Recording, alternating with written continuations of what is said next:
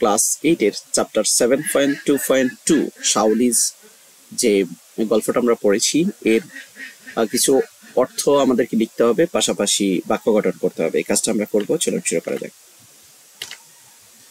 এখানে আপনারা দেখতে পাচ্ছেন যে give money or good to help a persons or organisations.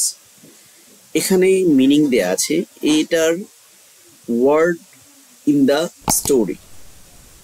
এক কথায় এগুলো এক কথায় ওয়ার্ড লিখতে হবে, পাশাপাশি বাক্য গঠন করতে হবে।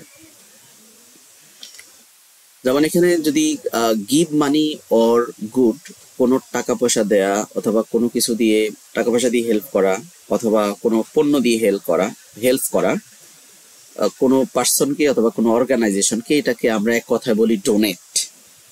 তো I donate some money to nearby মস্ক।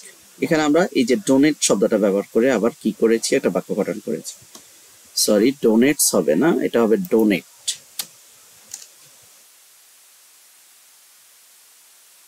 I donate some money to nearby mosque. আমি নিকটবর্তী মসজিদে কিছু টাকা ডোনেট করেছি।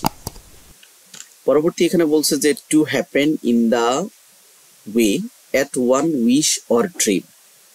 মানে কখনো কোনো ইচ্ছা বা কোনো সংকল্প, কোনো ড্রিম যখন বাস্তবায়ন হয় তখন আমরা এটাকে বলি কাম ট্রু। তো finally her dream came true when he became a doctor. সে যখন ডক্টর হলো তখন তার স্বপ্ন বাস্তবায়ন হলো। A group of people living in the same place. যখন এক দল লোক একই জায়গায় বসবাস করে তখন আমরা তাদেরকে বলি কমিউনিটি। তো in our community the Muslims, the Hindus, the Christians and the Buddhist live in harmony. আমাদের কমিউনিটিতে হিন্দু, মুসলিম, খ্রিস্টিয়ান, বুদ্ধিস্ট সবাই মিলেমিশে থাকে।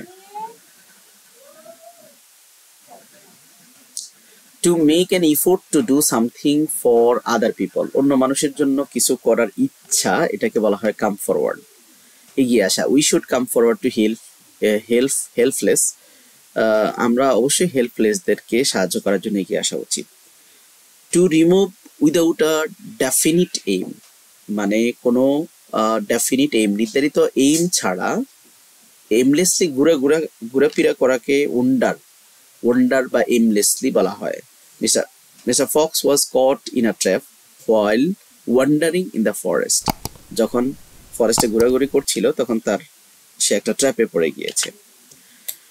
এখানে নট নো, যেটা আমরা জানি না, এটাকে এক কথায় বলা হয় unfamiliar. The person was unfamiliar to us. তারপর বলছে যে to make something more attractive by putting something on it. To make something more attractive, কোনো কিছু অ্যাট্রাকটিভ করার জন্য কোনো কিছু ব্যবহার করা, ডিজাইন করা, সজ্জিত করা, এটাকে আমরা অ্যাডর্ন বলি। Student adorn the auditorium with the flowers and light. A busy activity using in a noisy surroundings. A busy activity is using in a noisy surroundings বলতে ব্যস্ততম সারাউন্ডিংস, এটাকে এক কথা বলে hustle and bustle. It was a scene of hustle and bustle, কারণ প্রত্যেকেই দৌড়াদৌড়ির উপরে ছিল। To facilitate the beginning of something. Facilitate the beginning of something, কোনো কিছু শুরু হতে সহায়তা করা, সেটা হচ্ছে initiate. The project has been initiated by my father. আমার ফাদার কর্তৃক এই প্রজেক্টটা ইনিশিয়েট হয়েছে, বাস্তবায়ন হয়েছে। To keep something pleasant in your mind, কোনো কিছু মানে আমাদের মনকে প্লিজেন্ট করা, আনন্দদায়ক করা ফর লং টাইম, দীর্ঘ সময় ধরে, এটাকে আমরা বলি চ্যারিশ।